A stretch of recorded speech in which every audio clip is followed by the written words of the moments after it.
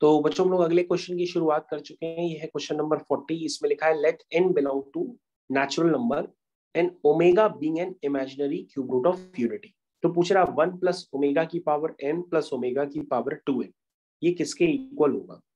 तो बच्चों इस क्वेश्चन के 4 ऑप्शंस दिए हैं। 4 ऑप्शंस में वैसे तो ये पार्ट हम लोगों ने थ्योरी में कवर किया है, लेकिन फिर भी अगर आप नहीं जानते हैं तो उसको मैं आपको इंडिकेट कर देता हूँ।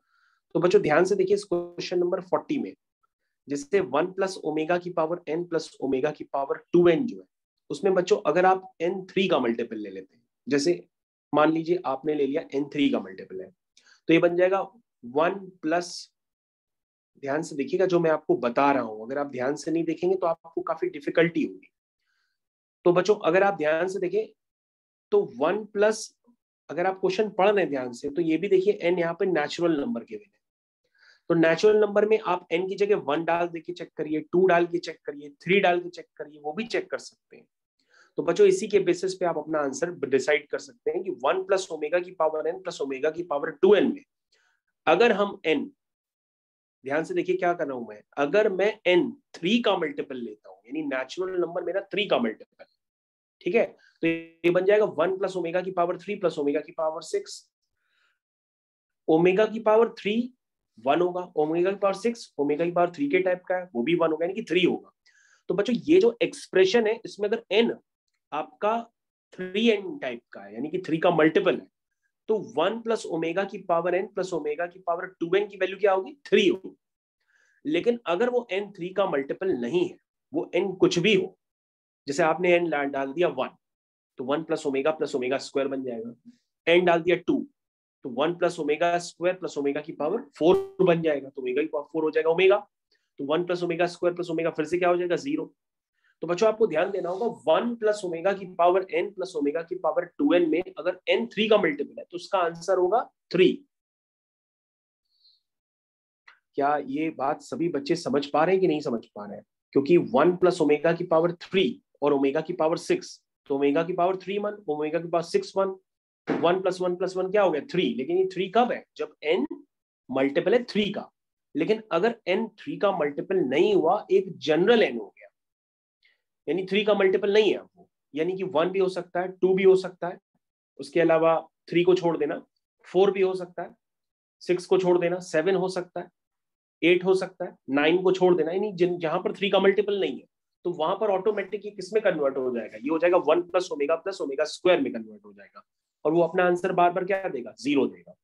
तो बच्चों इस क्वेश्चन के जो सही आंसर है वो बी और सी पार्ट है। मेरे ख्याल से अब तक समझ में आ गया होगा। बहुत देर एक्सप्लेन इसलिए किया क्योंकि बहुत सारे क्वेश्चंस एग्जाम्स में ऑलरेडी ऐसे पूछे जा चुके हैं। चलिए बच्चों नेक्स्ट क्वेश्चन पे आते हैं, क्वेश्चन नंबर 36। क्या आप लोग सब रेडी हैं क्वेश्चन नंबर 36 के लिए। लिखा है इसमें if omega be a cube root of unity and 1 plus omega square whole power n is equal to 1 plus omega की power 4 whole power n, then the least positive value of n is, least positive value of n is, ये पूछा जा रहा है। तो बच्चों अगर आप ध्यान से देखें तो इस क्वेश्चन में 1 प्लस ओमेगा स्क्वायर को आप रिप्लेस कर सकते हैं माइनस ओमेगा से, और 1 प्लस ओमेगा की पावर 4 ओमेगा की पावर 4 ओमेगा की पावर 3 के प्लस 1 टाइप का हो गया, तो वो रिप्लेस होगा ओमेगा से, तो 1 प्लस ओमेगा स्क्वायर हो जाएगा माइनस ओमेगा, और 1 प्लस ओमेगा अगेन हो जाएगा माइनस ओमेगा स्क्वायर। तो बच्चों अगर आप ध्यान से देखिए तो -1 की पावर n माइनस 1 की पावर n दोनों तरफ से कैंसिल हो जाएगा, और ओमेगा की पावर n ओमेगा की पावर 2n के इक्वल हो जाएगा। तो बच्चों आप बता सकते हैं ओमेगा की पावर n ओमेगा की पावर 2n के इक्वल कब हो सकता है, जब n की वैल्यू क्या हो 3 हो। तो लीस्ट पॉजिटिव वैल्यू क्या पूछी थी, वही पूछी थी, क्योंकि n की दूसरी वैल्यूज भी पॉसिबल है ना, 6 पे भी हो सकता है, 9 पे भी हो सकता है, लेकिन लीस्ट वैल्यू क्या है, वो है 3। तो इस क्वेश्चन का आंसर क्या हो जाएगा, B part which is equal to 3। उसके बाद बच्चों यहाँ पर क्वेश्चन नंबर 37 है, इसमें लिखा है if A B C are integers not all simultaneously equal and omega is cube root of unity then minimum value of modulus of A plus B omega plus C omega square. तो इस question को हमें करना है। तो इस question को करने के लिए बच्चों हम क्या करते हैं, ध्यान से देखिएगा। अगर आप इस क्वेश्चन को पहली बार कर रहे हैं तो जैसे मैं बता रहा हूं वैसे करेंगे तो आपको जल्दी समझ में आएगा। देखिए ए plus B omega plus C omega square, आप ओमेगा ओमेगा स्क्वायर सब जानते हो पहले से, सब उठा के वैल्यूज पुट कर दो, अपना कैलकुलेशन अपनी कॉपी में करो, स्टेप्स मेरे से मैच करते रहो, सॉल्यूशन को पॉज कर दो। अब आप आगे कंटिन्यू करते चले जाओ, रियल पार्ट अलग कर लो, इमेजिनरी पार्ट अलग कर लो, मॉडुलस के अंदर ही रहो।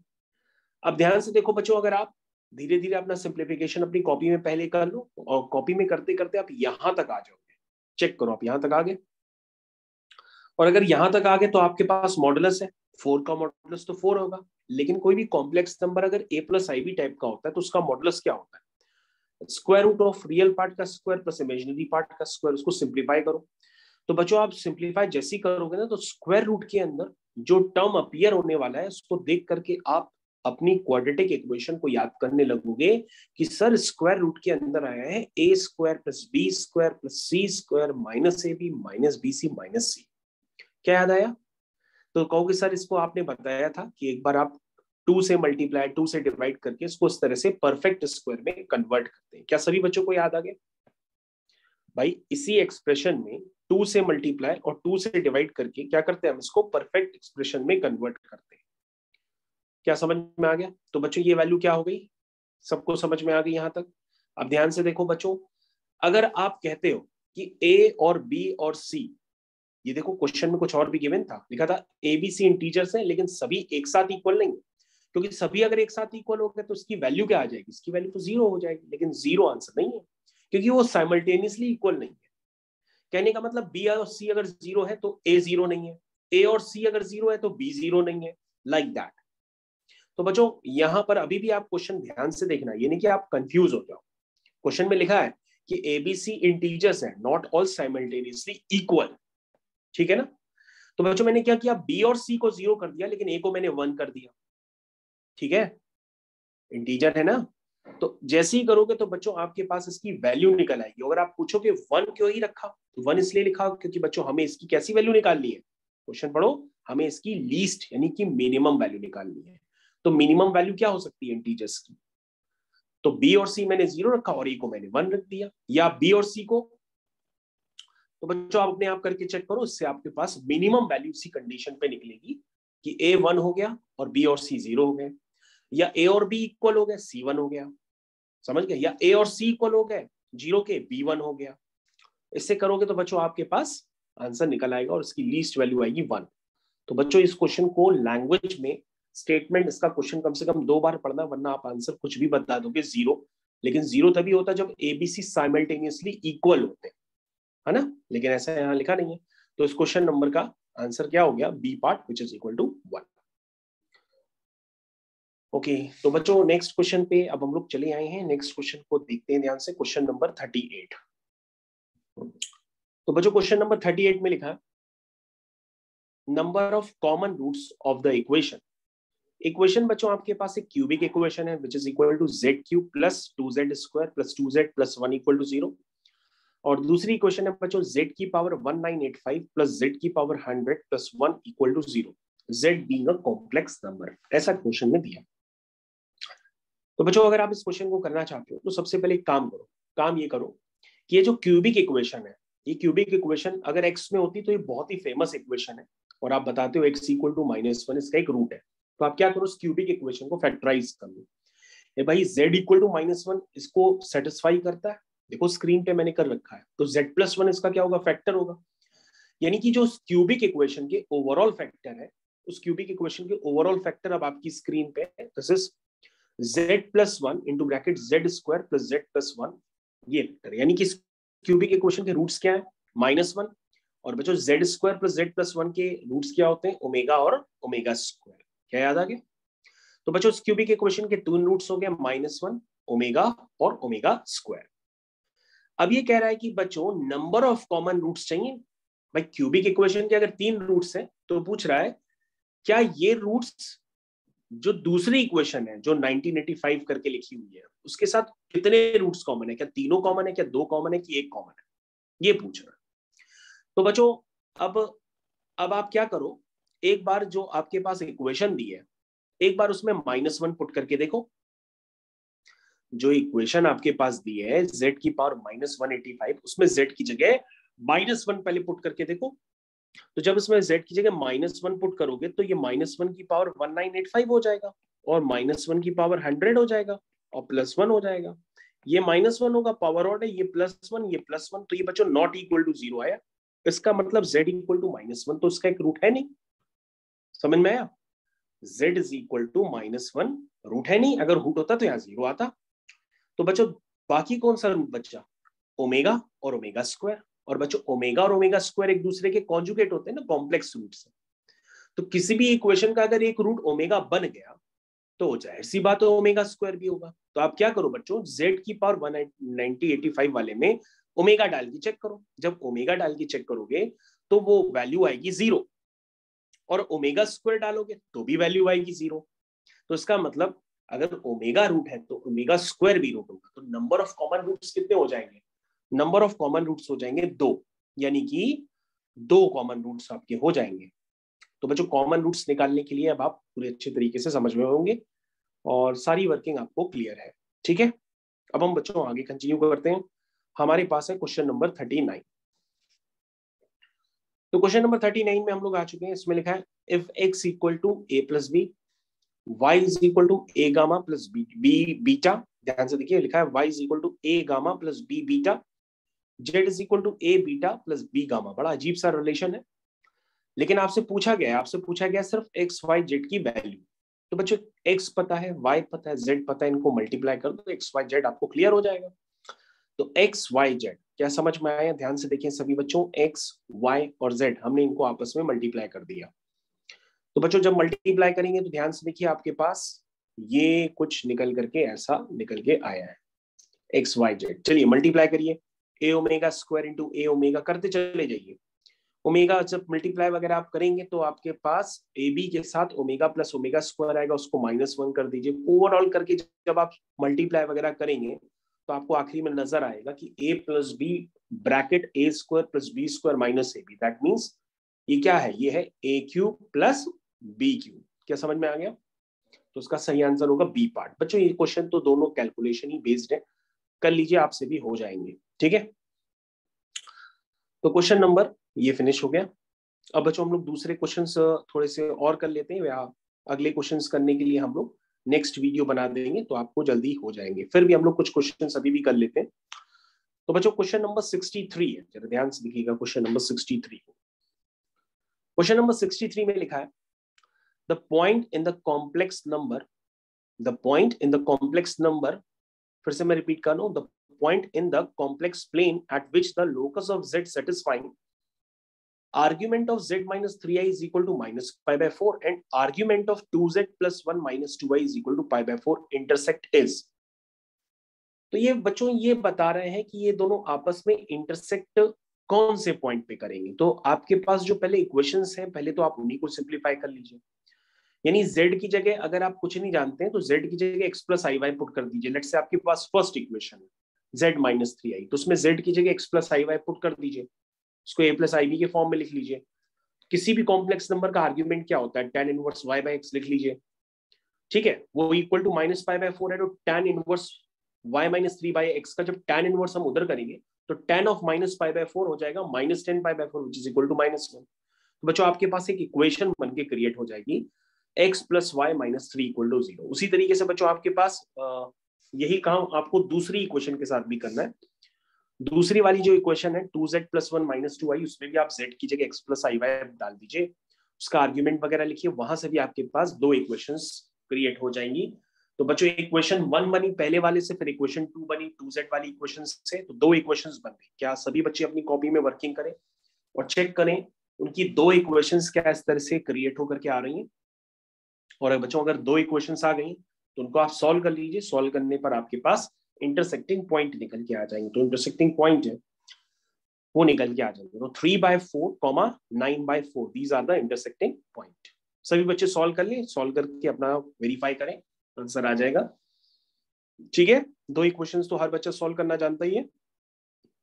ठीक है, सभी बच्चों को समझ में आ गया। तो बच्चों हम लोग आगे थोड़ा सा और कंटिन्यू करते हैं और एक दो क्वेश्चन सभी और देख लेते हैं जो फिर नेक्स्ट वीडियो बना देंगे। तो बच्चों हम लोग आते हैं क्वेश्चन नंबर 79 पे। बच्चों 79 में क्या लिखा है? ध्यान से देखिए, लिखा है the number of complex number z such that z-1 modulus. तो बच्चों इस क्वेश्चन को पहले आप पढ़ लेना और ये याद रखना कि modulus of Z1 minus Z2 ये क्या रिप्रेजेंट करता है। इसका मतलब होता है distance between Z1 and Z2, ये रिप्रेजेंट करता है distance between Z1 and Z2, यानी Z1 और Z2 के बीच की दूरी को हम रिप्रेजेंट करने के लिए यूज करते हैं modulus of Z1 minus Z2।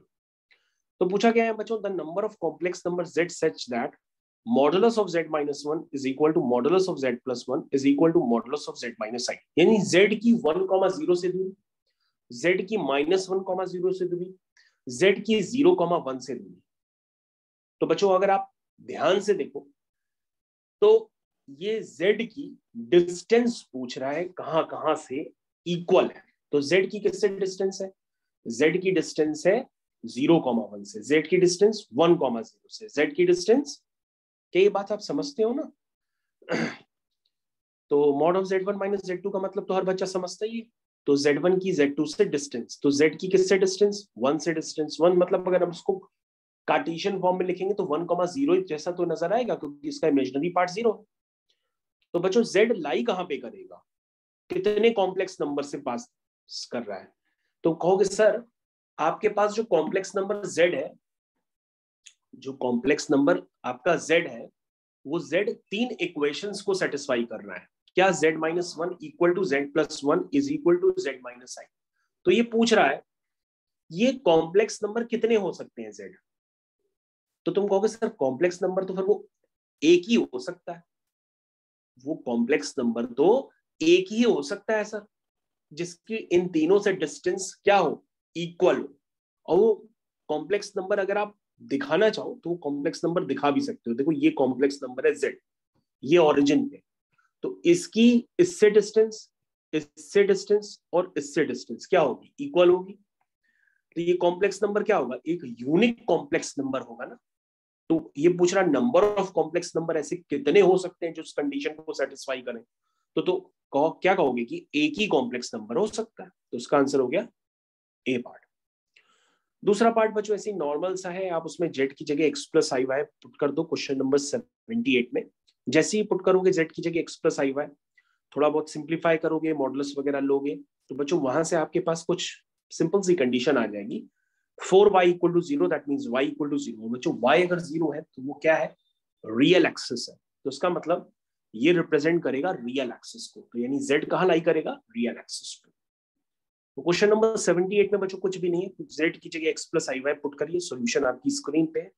Solution को 1 मिनट पॉज कर दीजिए, आप खुद से कैलकुलेशन करिए, आपका आंसर निकल के आ जाएगा। अब बच्चों हम लोग चलते हैं क्वेश्चन नंबर 77 की तरफ। क्वेश्चन नंबर 77 को ध्यान से पढ़ेंगे तो इसके लिए आपको सर्कल्स यानी कि कोऑर्डिनेट ज्योमेट्री कोनिक सेक्शन में आप लोगों को कंडीशंस कराई जाती थी, उससे ये थोड़ा सा रिलेट किया गया। तो क्वेश्चन नंबर 77 में लिखा हुआ है the number of values of Z which satisfies both the equations is. कह रहा है Z की कितनी वैल्यूज होंगी जो इन दो इक्वेशंस को सेटिस्फाई करें। तो कहोगे कि सर सबसे पहले तो आसान तरीका यही है कि हमको तो अभी नहीं समझ में आ रहा, तो हम क्या करेंगे? Z की जगह x प्लस आई वाई डाल करके हम इक्वेशंस बना लेते हैं। क्या बनेंगे? तो बच्चों क्या करो, इन दोनों इक्वेशंस में Z की जगह x प्लस आई वाई डाल दो। तो आपके पास ध्यान से देखो इक्वेशन 1 बन के आ जाएगी एक सर्किल की इक्वेशन। अब बना के देखो, ये देखो ये इक्वेशन नंबर है 1, बना के देखो, और ये है इक्वेशन नंबर 2। ये दो इक्वेशंस बन जाएंगी। तो बच्चों ये तो दो सर्किल हो गए। अब दो सर्किल में आपको क्या कंडीशंस बताई गई हैं काफी सारी, कि अगर C1 C2 ग्रेटर देन होता है R1 प्लस R2 से, C1 C2 ग्रेटर देन होता है R1 से, तो कितनी कॉमन टेंजेंट्स होती है? 4 कॉमन टेंजेंट्स होती है। क्या आपको याद आया कुछ? यानी कि 4 कॉमन टेंजेंट्स होंगी, इसका मतलब कोई भी इंटरसेक्टिंग पॉइंट नहीं होगा, तभी तो 4 कॉमन टेंजेंट है, क्योंकि C1 C2 greater than R1 plus R2 है। फिर बच्चों C1 C2 is equal to R1 plus R2 होता है, तो 3 कॉमन टेंजेंट होती है, यानी एक इंटरसेक्टिंग पॉइंट होता है। फिर बच्चों आप थर्ड वाला केस अगर याद करो तो उसमें मैं लिखाता था कि C1 C2 अगर लाई करता है R1 प्लस R2 से लेके R1 माइनस R2 के बीच में, यहाँ मॉड लगा देना, जाहिर सी बात है बड़े आर में से छोटा आर माइनस किया गया होगा। तो बच्चों ये वाला केस यहाँ पे मैच करने लगता है, यानी कि भाई पहला सर्किल है, उसका सेंटर 1,1 है दिख रहा है, दूसरा सर्किल है उसका भी सेंटर -1,-1 है दिख रहा है, पहले सर्किल की रेडियस है 2, दूसरे सर्किल की रेडियस है 4। तो आप कंडीशन लगा दो C1 C2 पहले निकाल लो, C1 C2 निकालोगे तो 2√2 यानी 2.8 समथिंग आएगा। और अगर आप R1 - R2 निकालोगे तो 2 आएगा, R1 + R2 निकालोगे तो 6 आएगा। तो 2.8 यानी कि C1 C2 किसके बीच में लाई कर रहा है, 2 से लेकर के 6 के बीच में। इसका मतलब ये बच्चों सर्किल कहाँ इंटरसेक्ट करेंगे, दो जगह इंटरसेक्ट करेंगे। अगर आपसे पूछा जाता नंबर ऑफ कॉमन टेंजेंट्स, तो बच्चों यहाँ पे कॉमन टेंजेंट्स कितनी होती हैं, 2 होती हैं। क्या आप केसेस याद आ गए, याद आ गए? तो उसका क्वेश्चन का सही आंसर है बी पार्ट। चलिए आगे बढ़ते हैं बच्चों। तो अब बच्चों हम लोग यहाँ पर आ चुके हैं क्वेश्चन नंबर 80 की तरफ। तो क्वेश्चन नंबर 80 पर सभी बच्चे ध्यान देंगे। क्वेश्चन नंबर 80 को पढ़ते हैं, क्या लिखा है। क्वेश्चन नंबर 80 में लिखा है बच्चों, modulus of z - 4 less than modulus of z - 2, कह रहा है it's solution is given by. तो क्या लिखा है बच्चों, ध्यान से देखते हैं। इसमें लिखा है z की जगह x + iy पुट कर दो। तो z की जगह x + iy पुट करेंगे तो सिंप्लीफाई कर लो, जैसे सिंप्लीफाई करो x + iy पुट करके, तो बच्चों यहां से आ जाएगा x इज ग्रेटर देन 3। बहुत आसान है, z की जगह x + iy रखो, मॉडुलस वगैरह ले लो, सिंप्लीफाई करोगे तो यहां से आपके पास आंसर आ जाएगा x is greater than 3। x क्या था, x है रियल पार्ट ऑफ z, यानी कि real part of z is greater than 3, यानी 80 जो क्वेश्चन है उसका आंसर क्या हो गया, सी पार्ट हो गया। उसके बाद बच्चों आते हैं क्वेश्चन नंबर 81 पे। तो क्वेश्चन नंबर 81 में लिखा है बच्चों, PQR be the vertices of a triangle PQR in the R1 plane, the orthocenter of the triangle PQR is। आपको PQR का क्या निकालना है, ऑर्थो सेंटर निकालना है। तो बच्चों क्वेश्चन आपके सामने ये देखिए, ऑर्थो सेंटर। तो बच्चों यहाँ पर एक बात और भी है कि ये जो PQR 3 पॉइंट्स है वो रिप्रेजेंट किए गए कॉम्प्लेक्स नंबर में। तो कॉम्प्लेक्स नंबर अगर आप ध्यान दें, PQR को मान लीजिए Z1 Z2 Z3, तो आपका Z1 क्या है, e⁻I⁻1, यानी कि 1 × e⁻I⁻1, यानी कि Z1 का मॉडुलस क्या है 1, Z2 का ही मॉडुलस क्या है 1, Z3 का ही मॉडुलस क्या है 1। आपको ये बात समझ में आ रही कि नहीं समझ में आ रही है कि Z1 Z2 Z3 इनके जो मॉडुलस है वो 1 के इक्वल है। ये पार्ट समझ में आना चाहिए। तो ये पार्ट कितने बच्चों को समझ में आया, कमेंट सेक्शन में लिखिए फटाफट। और बच्चों अगर समझ में आ गया है तो आप ये बताओ कि यहां पर ध्यान दीजिएगा, यहां पर अगर हम एज्यूम कर ले कि एक पॉइंट है जिसका नाम है O का कोऑर्डिनेट है 0,0, और मैं आपसे कहता हूं कि जो OZ1 है, OZ2 है, OZ3 है, वो इक्वल है। क्यों इक्वल है, क्योंकि बच्चों मॉडुलस ऑफ Z1 क्या लिखा है 1 है। मॉडुलस जब Z1 1 है तो इसका मतलब आप इसको कैसे लिख सकते हो, Z1 - 0 लिख सकते हो। मॉडुलस ऑफ Z2 को क्या लिख सकते हो, Z2 - 0। मॉडुलस ऑफ Z3 को क्या लिख सकते हो, Z3 - 0। ये सारी वैल्यू क्या है, 1 के इक्वल है ना। यानी कि Z1 Z2 Z3 की ओरिजिन से डिस्टेंस क्या है, Z1 Z2 Z3 की ओरिजिन से डिस्टेंस क्या है, 1 यूनिट है। यानी कि वो इक्वल मान लो यार, 1 लिखो चाहे ना लिखो, इक्वल तो है ना। Z1 Z2 Z3 की ओरिजिन से डिस्टेंस इक्वल है। तो बच्चों ओरिजिन क्या बन गया, ओरिजिन बन गया उस ट्राइंगल का सरकम सेंटर, क्योंकि सरकम सेंटर की प्रॉपर्टी होती है कि उसकी तीनों वर्टिसेस से डिस्टेंस क्या होती है, इक्वल होती है। और इन सेंटर की प्रॉपर्टी होती है कि उसकी साइड से डिस्टेंस इक्वल होती है। साइड्स नहीं है, वर्टिसेस है, क्योंकि OZ1 = OZ2 = OZ3। ये हम नहीं कह रहे, ये उसके वर्टिसेस जो है उन तीनों में जो कॉम्प्लेक्स नंबर का रिप्रेजेंटेशन है वो 1 × e⁻I⁻1। क्योंकि हम कॉम्प्लेक्स नंबर को रिप्रेजेंट करते हैं z = mod of Z1 × e⁻I⁻1। तो mod of Z1 की जगह भी 1 है, mod of Z2 mod of Z3 1 है। इसका मतलब mod of Z1 - 0, mod of Z2 - 0, mod of Z3 - 0 ये सब इक्वल है। तो इसका मतलब आप सरकम सेंटर तो पहचान चुके हो, और सरकम सेंटर अगर आप पहचान चुके हो तो सेंट्रोइड आप तो लिख ही सकते हो, Z1 + Z2 + Z3/3। और बच्चों सेंट्रोइड की प्रॉपर्टी होती है कि वो ऑर्थो सेंटर और सरकम सेंटर को 2:1 रेशियो में डिवाइड करता है। बच्चों निकालना ऑर्थो सेंटर है, तो ऑर्थो सेंटर को मान लो कि उसको हम x से रिप्रेजेंट करते हैं, उसके कोऑर्डिनेट है z, और सेंट्रोइड के कोऑर्डिनेट है Z1 + Z2 + Z3/3, और सरकम सेंटर है आपका 0,0। इसका मतलब बच्चों अब तो आप सेक्शन फॉर्मूला लगा लोगे और ऑर्थो सेंटर यानी कि जेड के कोऑर्डिनेट निकाल लोगे। क्या सभी बच्चे यहाँ पे सेक्शन फॉर्मूला लगा सकते हैं? सभी बच्चों को सेक्शन फॉर्मूला पता है? 2 into 0 plus 1 into Z divide by 2 plus 1। समझ में आया? ये क्या है आपका? सेंट्रोइड। सेंट्रोइड क्या समझ में आया कि मैंने किस तरह से सेक्शन फॉर्मूला लगाया और सेंट्रोइड को लिख दिया? और बच्चों यहां से हमको क्या निकालना है? z निकालना है। सिंप्लीफाई करके z निकालेंगे तो z आएगा e की power i theta 1 plus e की power i theta 2 plus e की पावर i थीटा 3। तो बच्चों आपको लास्ट में कंसेप्ट का यूज करना है कि सेंट्रोइड ऑर्थो सेंटर और सर्कम सेंटर को 2:1 रेशियो में डिवाइड करता है और 81 क्वेश्चन का सही आंसर हो जाएगा सी पार्ट। मेरे ख्याल से सभी बच्चों को बहुत अच्छे से क्वेश्चन क्लियर हो गया होगा। Thank you.